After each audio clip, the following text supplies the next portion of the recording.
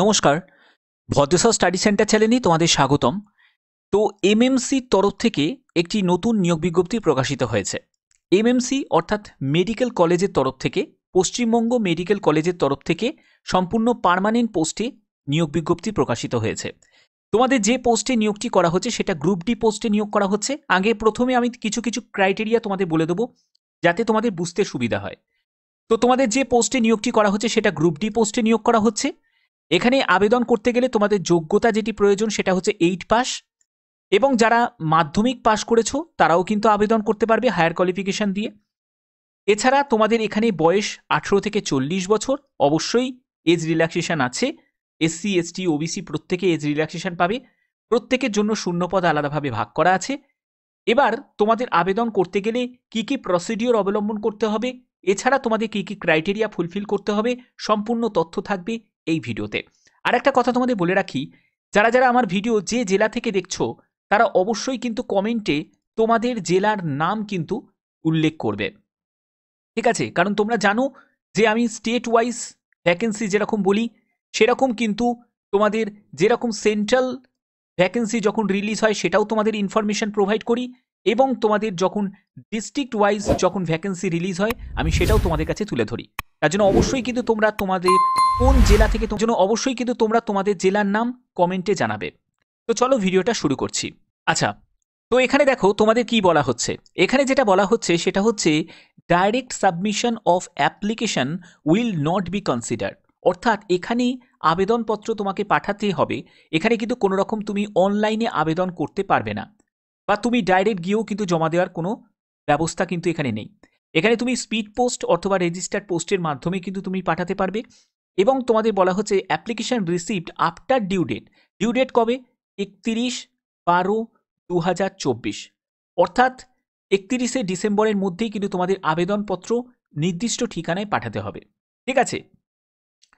এখানে বলা হচ্ছে the name of the post, অর্থাৎ যে পোস্টে তুমি আবেদন করছো সেটা হচ্ছে গ্রুপ ডি পোস্ট, এবং তোমাদের ক্যাপিটাল লেটারে সেটা লিখতে হবে টপ এনভেলপ, অর্থাৎ খামের ওপরে একদম সুন্দর করে এটা লিখতে হবে। Self attested photocopies of the relevant documents, testimonial copy of voter card, Aadhaar card, address proof, pass certificate, তারপরে admit, date of birth, caste certificate, এগুলো কিন্তু তোমাদের সঙ্গে অ্যাটাচ করতে হবে, সবই সেলফ অ্যাটেস্টেড করে, ঠিক আছে? এবং তোমাদের বলা হচ্ছে যে অ্যাপ্লিকেশন ফরম্যাট সেটা কিন্তু তোমরা এই যে বিজ্ঞপ্তিতেই কিন্তু তোমরা পেয়ে যাবে। এবার তোমাদের কিভাবে তোমরা ফর্মটা ফিল আপ করবে আমি সম্পূর্ণ ডিটেলসটা তোমাদের দেখাচ্ছি। দেখো, প্রথমত তোমাদের কি করতে হবে, এখানে একটি পাসপোর্ট সাইজের ছবি কিন্তু তোমাদের লাগিয়ে দিতে হবে, ঠিক আছে? একটা পাসপোর্ট সাইজের ছবি এখানে লাগিয়ে দেবে। তারপরে হচ্ছে তোমার নাম, সম্পূর্ণ নাম, তোমার বাবার নাম, তারপরে হচ্ছে ডেট অফ বার্থ, 1/1/2025 হিসাবে তোমার বয়স কত হচ্ছে সেটা তোমাকে বসাতে হবে। তারপরে হচ্ছে তুমি এসসি এসটি ওবিসি ক্যাটাগরি থেকে যদি বিলং করো তাহলে সেই তোমাকে কাস্টটা এখানে মেনশন করবে, এবং ক্যাটাগরি নাম্বারটা অবশ্যই তোমাকে এখানে লিখতে হবে, ঠিক আছে? এরপরে ইস্যুইং অথরিটি, সেই অথরিটির নাম কিন্তু তোমাকে এখানে দিতে হবে। তো এখানে যেহেতু এটা পশ্চিমবঙ্গ সরকারের চাকরি, তো সেক্ষেত্রে তোমাদের এখানে কিন্তু ওয়েস্ট বেঙ্গল সার্টিফিকেটই কিন্তু তোমার লাগবে, বোঝা গেল? এরপরে হচ্ছে তোমার পার্মানেন্ট অ্যাড্রেস, সম্পূর্ণ ডিটেলস একদম দেখতে পাচ্ছ, vill, post office, police station, district, pincode, সম্পূর্ণ ডিটেলসটা কিন্তু এখানে দেবে। এরপরে পাশাপাশি কিন্তু একটা প্রেজেন্ট অ্যাড্রেসও কিন্তু আছে, সেটাও কিন্তু তোমরা একই রকমভাবে ফিল করবে। এরপরে হচ্ছে তোমাদের মোবাইল নাম্বার অবশ্যই এখানে মেনশন করতে হবে, কারণ একটা কথা মাথায় রাখবে, অনেকে ভুলভাল মোবাইল নাম্বার দিয়ে দেয়, সেটা কিন্তু ঠিক নয়। কারণ যাবতীয় তোমাদের ফার্দার কমিউনিকেশন যখন হবে, বা তোমাদের কোন ডেটে তোমাদের উপস্থিত হতে হবে, সেগুলো কিন্তু সবই কিন্তু এই মোবাইল নাম্বারের মাধ্যমেই কিন্তু তোমরা জানতে পারবে, ওকে? এবার তোমাদের যোগ্যতার ব্যাপারে আসি। তোমার যদি শুধুমাত্র 8 পাস যদি যোগ্যতা থাকে তাহলে তুমি 8 পাসের যোগ্যতার জন্য সম্পূর্ণ ডিটেলসটা কিন্তু এখানে দিয়ে দেবে, ঠিক আছে? এখানে দেখো বোর্ড, কাউন্সিল, ইউনিভার্সিটি আছে, তুমি এখানে ইনস্টিটিউটের নাম অর্থাৎ স্কুলের নাম তুমি দিয়ে দেবে, কোন ইয়ারে তুমি পাস করেছো। তারপরে হচ্ছে যে উইদাউট অ্যাডিশনাল সাবজেক্ট ছাড়া তোমার এমনি মানে তোমার মার্কশিটে কত নাম্বার তুমি পেয়েছো সেটা কিন্তু তোমাকে এখানে দিতে হবে। এবার হচ্ছে তোমাদের মার্কস অবটেন তুমি এখানে কত পেয়েছো, এই রকম তোমাকে এখানে দিতে হবে। আচ্ছা, এবার দেখো তোমাদের এখানে একটা কথা তোমাদের বলে রাখি, এখানে কিন্তু যারা মাধ্যমিক যারা পাশ করেছো তারাও কিন্তু আবেদন করতে পারে। কারণ অনেকেই আছে যারা শুধু 8 পাস করেই নেই, তারা মাধ্যমিকও পাস করেছে, তো তারাও কিন্তু আবেদন করতে পারে, কোনো অসুবিধা নেই। মাধ্যমিক পাস করলে কিন্তু আরও বেটার হয়, কারণ এখানে তোমরা দেখতে পাচ্ছ বোর্ড, কাউন্সিল, ইউনিভার্সিটি এটা দেওয়া আছে। তো তোমাদের বোর্ডের নামটা এখানে দিয়ে দেবে, কোন ইয়ারে পাস করেছো, তোমাদের অ্যাডিশনাল বাদ দিয়ে তোমাদের টোটাল মানে গ্রস কত ছিল, ঠিক আছে, এবং তুমি মার্কস অবটেন তুমি কত মার্কস পেয়েছো এবং কত পার্সেন্টেজ হচ্ছে সেটা কিন্তু এখানে দিয়ে দেবে। এক্সপিরিয়েন্স যদি থাকে তাহলে তার ডিটেলস কিন্তু এখানে দিয়ে দেবে। তো এগুলো তোমাদের সম্পূর্ণ কমপ্লিট করে তারপরে এখানে একটি সই কিন্তু করে দিতে হবে, ঠিক আছে। তো বোঝা গেল এইভাবে তোমাদের আবেদন করতে হবে। তো তোমাদের এই যে নিয়োগটি করা হচ্ছে সেটা হচ্ছে মিদনাপুর মেডিকেল কলেজের তরফ থেকে পশ্চিম মেদিনীপুর, এখানেই কিন্তু তোমাদের পোস্টিং হবে এবং সম্পূর্ণ পার্মানেন্ট পোস্টে কিন্তু তোমাদের গ্রুপ ডি পোস্টে তোমাদের নিয়োগটি করা হচ্ছে, যেখানে যে কোনো জেলা থেকে আবেদন করতে পারো। আবেদন করার লাস্ট ডেট হচ্ছে 31শে ডিসেম্বর 2024 এবং তোমাদের স্পিড পোস্টের মাধ্যমেই কিন্তু পাঠাতে হবে, ঠিক আছে। যাবতীয় ইনফরমেশন জানার জন্য তোমরা westbengalhealth.government.in এর অফিসিয়াল ওয়েবসাইটে অথবা তোমরা মিদনাপুর mmc.ac.in এর অফিসিয়াল ওয়েবসাইটে ভিজিট করতে পারো। টোটাল শূন্যপদ হচ্ছে 3টি, মতো ইউআরের 2টি এবং এসসির 1টি। যোগ্যতা হচ্ছে শুধুমাত্র 8 পাস যোগ্যতা এবং বেতন লেভেল তোমাদের রূপা 2019 অনুযায়ী 4,900 টাকা থেকে 16,200 টাকার মধ্যে এবং পিবি মানে পে বেসিক যেটা আছে সেটা হচ্ছে 1700 টাকা মতো থাকছে। এবং তোমাদের এখানে যেটা বলা হচ্ছে 1 বছরের যদি তোমার ওয়ার্ক এক্সপিরিয়েন্স যদি থাকে কোনো গভর্নমেন্ট হেলথ ইনস্টিটিউশন বা হসপিটালে কাজ করার, তাহলে কিন্তু এখানে আবেদন করতে পারবে। এখানে উল্লেখ করা আছে যে 18 বছর হচ্ছে সর্বনিম্ন এজ এবং সর্বোচ্চ এজ হচ্ছে 40 বছর 1/1/2025 হিসাবে। যদি তুমি এসসি এসটি ওবিসি হয়ে থাকো তাহলে কিন্তু বয়সে ছাড় পেয়ে যাবে, তোমার ক্ষেত্রে বয়স হয়ে যাবে, তুমি যদি এসসি এসটি হয়ে থাকো 18 থেকে 45 বছর, তুমি যদি ওবিসি ক্যান্ডিডেট হয়ে থাকো তোমার ক্ষেত্রে বয়স হয়ে যাবে 18 থেকে 43 বছর।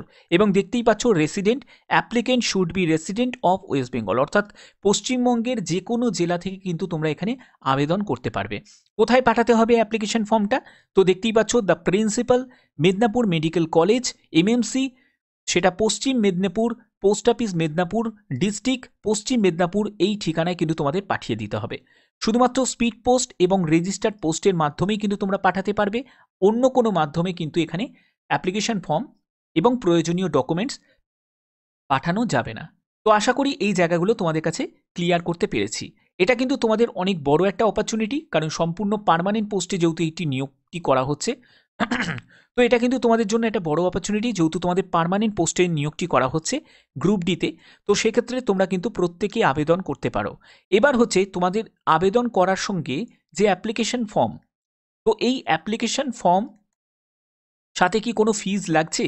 তো একটা কথা তোমাদের ক্লিয়ার করে দিই, এখানে কিন্তু কোনো রকম আবেদন মূল্য কিন্তু লাগছে না। সে তুমি যে কাস্ট থেকেই বিলং করো না কেন, কোনো কাস্টকেই কিন্তু কোনো রকম আবেদন মূল্য দিতে হচ্ছে না। এবার হচ্ছে কি কি ডকুমেন্টস তোমাদের প্রয়োজন, যে ডকুমেন্টসগুলো ছাড়া কিন্তু তোমরা এখানে অ্যাপ্লিকেশন যদি করো তাহলে সেটা কিন্তু রিজেক্ট হয়ে যাবে। তো ডকুমেন্টসগুলো ভালো করে বুঝে নাও কি কি লাগছে। প্রথমত যেটা লাগছে সেটা হচ্ছে মাধ্যমিকের অ্যাডমিট কার্ড। আমি মাধ্যমিকের অ্যাডমিট কার্ড অথবা তোমাদের ডেট অফ বার্থের সার্টিফিকেট, যে কোনো একটি যেখানে তোমাদের ডেট অফ বার্থ মেনশন করা আছে। এর পরবর্তী যেটা লাগছে সেটা হচ্ছে তোমাদের মাধ্যমিকের সার্টিফিকেট এবং হচ্ছে মার্কশিট, এই দুটো লাগবে। এর পরবর্তী যেটা লাগছে, তোমার যদি আরও হায়ার কোয়ালিফিকেশন থাকে তাহলে তার ডিটেলসটা তুমি দিতে পারো অথবা নাও দিতে পারো। এরপরে যে কোনো একটি গভর্নমেন্ট আইডি প্রুফ, মানে হচ্ছে তোমার আধার কার্ড, আধার কার্ড অথবা প্যান কার্ড, ঠিক আছে, অথবা ভোটার কার্ড, যে কোনো একটি, এনি ওয়ান, ঠিক আছে।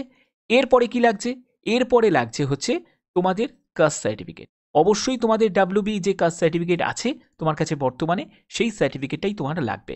তো এই সব ডকুমেন্টস অবশ্যই কিন্তু তোমাদের সঙ্গে অ্যাটাচ করতে হবে এবং তোমাদের যখন ডকুমেন্ট ভেরিফিকেশন হবে তখনও কিন্তু এগুলোর প্রয়োজন হবে। তো এবার আমরা দেখে নিই যে কিভাবে সিলেকশন হবে।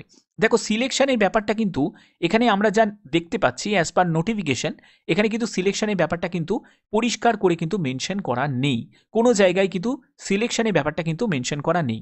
তো যেহেতু মেনশন করা নেই সেহেতু কিছু বলা যাবে না।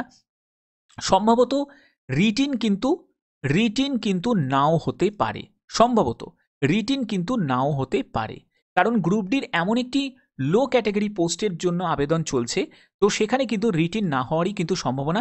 যেটা হবে সেটা কিন্তু ইন্টারভিউই কিন্তু হবে। কারণ এর আগেও একবার এই পোস্টের কিন্তু বিজ্ঞপ্তি অনেক আগে বেরিয়েছিল, সেটা অন্য জেলার, কিন্তু সেখানে কিন্তু ইন্টারভিউয়ের ভিত্তিতেই কিন্তু সিলেকশন হয়েছিল।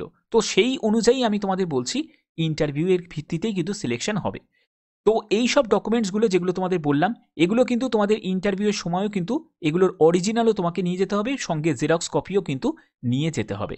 তো আশা করি এই ভিডিওর মাধ্যমে তোমাদের প্রত্যেকটি তথ্য স্টেপ বাই স্টেপ তোমাদের কাছে তুলে ধরলাম। এরকমই গুরুত্বপূর্ণ তথ্য পাওয়ার জন্য অবশ্যই চ্যানেলটাকে সাবস্ক্রাইব করে রাখবে, এবং তোমরা অবশ্যই কিন্তু তোমরা কোন জেলা থেকে আমার এই ভিডিও দেখছো, তোমাদের জেলার নাম অবশ্যই কমেন্টে জানাবে, কারণ তোমাদের কমেন্ট খুবই গুরুত্বপূর্ণ আমার কাছে। এখনের মতো এটুকুই, টাটা।